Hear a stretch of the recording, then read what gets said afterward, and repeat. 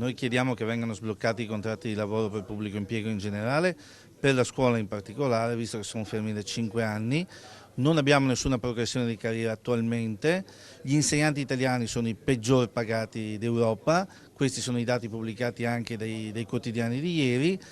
Vorremmo che alle parole continue che vengono dette dai politici, alle dichiarazioni di principio sulla scuola seguisse qualche fatto. Sono queste le richieste che i segretari regionali del Veneto di CGIL, CISL e UIL Scuola avanzano nei confronti del sistema centrale perché torni in primo piano la scuola, per la gente e per chi lavora.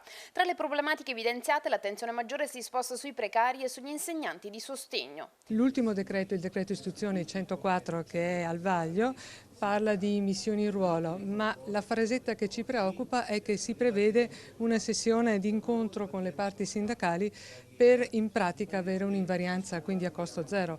Questo crea apprensione da parte di tutti, a fronte, come si diceva un attimo fa, anche del blocco dei contratti del pubblico impiego. Insegnanti di sostegno, altro punto notevole e punto dolente. Tanta la richiesta, nel Veneto abbiamo una richiesta che va via via increscendo con delle punte per Vicenza e Verona anche quest'anno, è difficile la formazione.